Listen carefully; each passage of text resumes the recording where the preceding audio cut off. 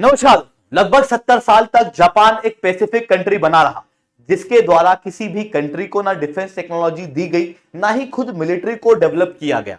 But Japan ने अभी recently अपनी स्ट्रेटजी में चेंज किया है और खुद मिलिट्री पावर बनने की ठानी है। वहीं दूसरी तरफ कई सारे देशों के साथ में डिफेंस टेक्नोलॉजी को एक्सचेंज करने का भी जापान सोच रहा है। इस बीच में भारत दूसरा ऐसा देश बना है जिसको जापान की सबसे बेहतरीन टेक्नोलॉजी प्राप्त हो रही है।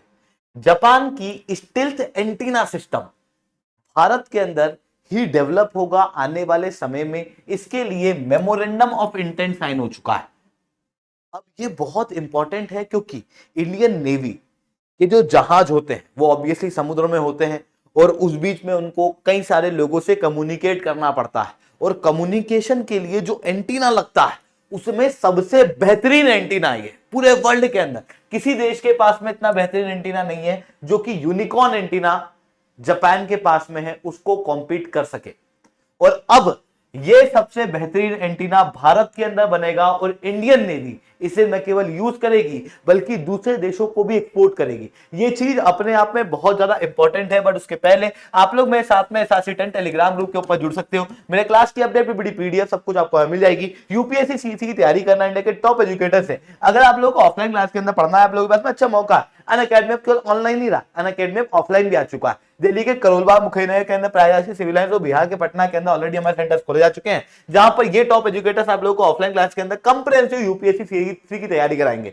प्रीलिम से लेकर इंटरव्यू तक की तैयारी कराई जाएगी। अगर आप किसी भी ऑफलाइन सेंटर में जाके इस कोर्स को खरीदोगे तो वो क्लासेस आपको देंगे यही कोर्स लगभग 1.25 लाख से 2 लाख रुपए तक का।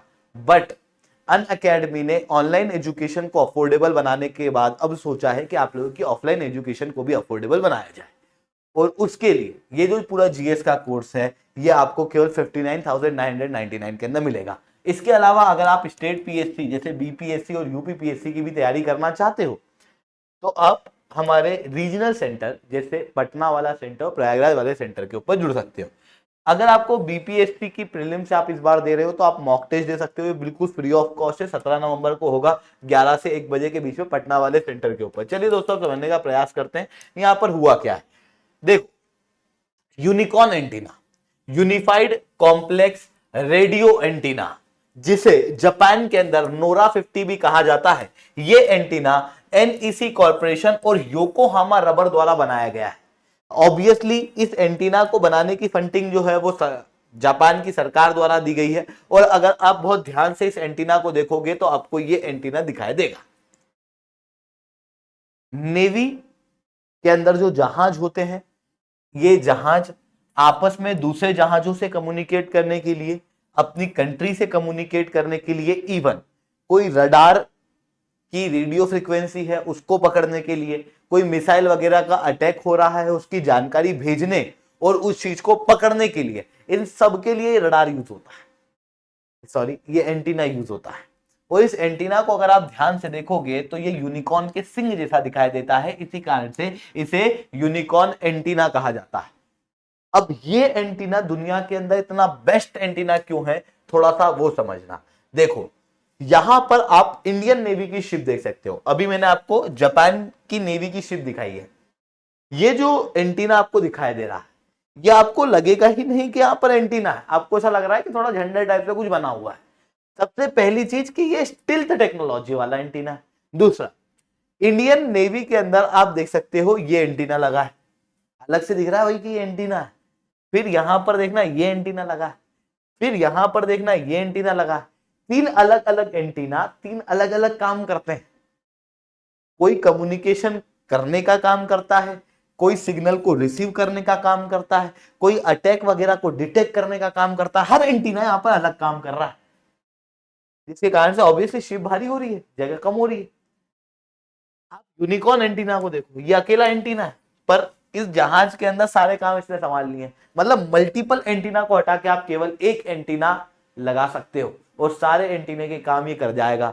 इतना बेहतरीन एंटीना ये हम लोग को दिखाई देता है। तीसरी इसकी खास बात यह है कि ये रेडियो फ्रीक्वेंसी पे काम करता है। यूनिकॉर्न एंटीना जो आप इंडियन नेवी का एंटीना देख रहे हो ना, ये स्पेस टेक्नोलॉजी पे काम करता है। मतलब ऊपर जो सैटेलाइट है उससे जानकारी इसके पास में आती है और उसके आधार पर कैप्टन अपना डिसीजन लेता है। जबकि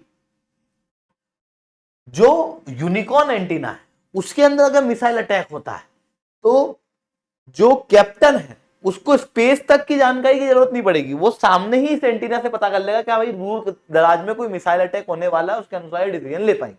मतलब लेटेंसी कम। ये बहुत बड़ा बेनिफिट इस एंटीना के अंदर देखने को मिलता है, इसी कारण से ये दुनिया के बेहतरीन एंटीना में से एक है।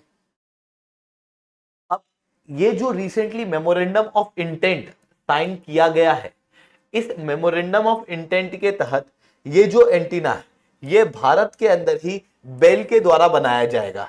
अब बेल के द्वारा जो बनाया जाएगा ये बहुत ही ज्यादा सिग्निफिकेंट है ग्लोबल लेवल पे भी, क्योंकि जापान जनरली आपको पता होगा कि डिफेंस टेक्नोलॉजी किसी और देश को सप्लाई नहीं करता। फिलीपींस के बाद हम दूसरे देश बने हैं जिसे डिफेंस टेक्नोलॉजी जापान द्वारा दी जा रही है, क्योंकि जापान ने 1.5 साल पहले अपनी मिलिट्री पॉलिसी के अंदर एक बड़ा बदलाव जो है वो कर लिया था। ये सिग्निफिकेंस तो हुआ ग्लोबल लेवल पे। भारत के लिए क्यों सिग्निफिकेंट है? भारत के लिए इसलिए सिग्निफिकेंट है क्योंकि भारत अभी तक जो एंटीना प्रयोग कर रहा था वो रशियन एंटीना है और काफी पुराना एंटीना है। इस कारण से इसके अंदर इंक्रिप्शन पॉसिबल नहीं है, पहला। दूसरा, भारत के अंदर एंटीना बहुत ज्यादा बनते भी नहीं, अधिकतर एंटीना हम लोगों को इंपोर्ट करने पड़ते हैं।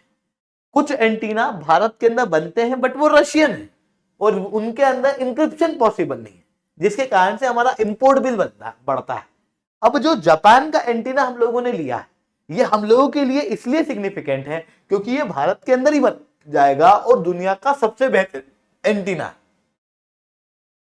इसके अलावा डिफेंस के इंपोर्ट की अगर मैं बात करूं तो दुनिया के अंदर सबसे बड़ा डिफेंस का इंपोर्टर है भारत, जिसके अंदर हम रशिया से भारी मात्रा में डिफेंस को इंपोर्ट करते थे। इवन एंटीना भी हमारे रशिया से आते थे या फिर रशिया की ही टेक्नोलॉजी का हम लोग प्रयोग करते थे, जिसके कारण से डिफेंस का डाइवर्सिफिकेशन था नहीं।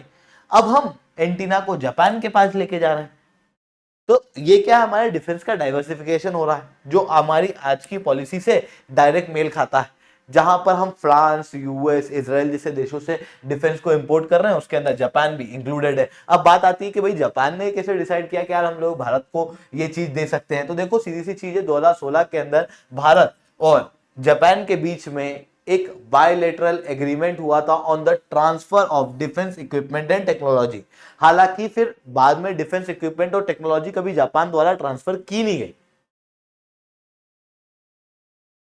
हालांकि ये जो दोनों कंट्री हैं इनकी ऑर्गेनाइजेशन आपस में कोऑपरेट करके नए नए डिफेंस इक्विपमेंट बनाती है, जैसे डीआरडीओ और जापान की एटला, इन दोनों के द्वारा स्लैम यानी कि visual simultaneous localisation and mapping बनाया गया है। जीएनएसएस ये ग्लोबल नेविगेशन सैटेलाइट सर्विस है जो कि एयरप्लेन को नेविगेशन करने में मदद करती है। इतना ही नहीं, अनमेन्ड ग्राउंड व्हीकल और रोबोटिक्स, इन दोनों के अंदर भी जापान के साथ में भारत कोऑपरेट कर रहा था। बट अभी तक एक्सप्लिसिटली कोई भी डिफेंस इक्विपमेंट जापान द्वारा भारत को नहीं दिया गया था कि आप भारत में बनाओ। क्वाड की समिट हुई, क्वाड की समिट के अंदर बातचीत वगैरह हुई, क्वाड के अंदर आपको लाइक माइंडेड कंट्रियां देखने को मिलती हैं, भारत और जापान भी उनमें से भाग हैं। इन दोनों ने फिर आपस में डिसाइड किया कि चलो अपन यूनिकॉर्न जो एंटीना है वो भारत को दे, और भारत ने भी इस चीज की मांग की थी। बट अभी क्या हुआ है, केवल मेमोरेंडम ऑफ इंटेंट साइन हुआ, मतलब यहां पर कोई फाइनल एग्रीमेंट नहीं हुआ। मेमोरेंडम और एग्रीमेंट के अंदर बहुत बड़ा डिफरेंस है। मेमोरेंडम का मतलब यह है कि ये दोनों कंट्री ने डिसाइड किया है कि हाँ यहां पर कुछ ऑप्शन बन सकते हैं, भारत को हम ये एंटीना दे सकते हैं। अब डिबेट होंगी, डिस्कशंस होंगी, बातचीत होंगी और उसके आधार पर यह डिसाइड किया जाएगा कि भाई कितनी डिफेंस टेक्नोलॉजी को जापान भारत को देगा, कितने एंटीना डायरेक्ट सप्लाई करेगा, कितने एंटीना भारत के अंदर बनेंगे, क्या वो एंटीना भारत किसी और कंट्री को एक्सपोर्ट कर पाएगा नहीं कर पाएगा, इन सारी चीजों का एक ब्यौरा तैयार होगा और उन ब्यौरा के आधार पर एक कॉन्ट्रैक्ट बनेगा, एक एग्रीमेंट बनेगा, जिसके ऊपर अगर दोनों देश एग्री करते हैं तो फिर ये टेक्नोलॉजी हम लोगों को मिल जाएगी। मतलब अभी क्या हुआ है, सबसे पहली नींव रखाई है इस एंटीना को भारत को मिलने के लिए। तो ये सारी चीजें यहाँ पर हुई है। आई होप ये सारी बातें आपको समझ में आई होंगी। लेक्चर अच्छा लगा तो लाइक करना, लेक्चर बहुत अच्छा लगा नीचे साथ कमेंट करना। यूपीएससी सीएससी की तैयारी करना, इंडिया के टॉप एजुकेटर से ऑफलाइन लैब के अंदर पढ़ना है, अच्छा मौका है। अनअकैडमी अब केवल ऑनलाइन ही रहा है, अनअकैडमी में ऑफलाइन भी आ चुका है। अगर आपको हमारा सेंटर देखना है तो इस वीडियो को एंड तक देखना।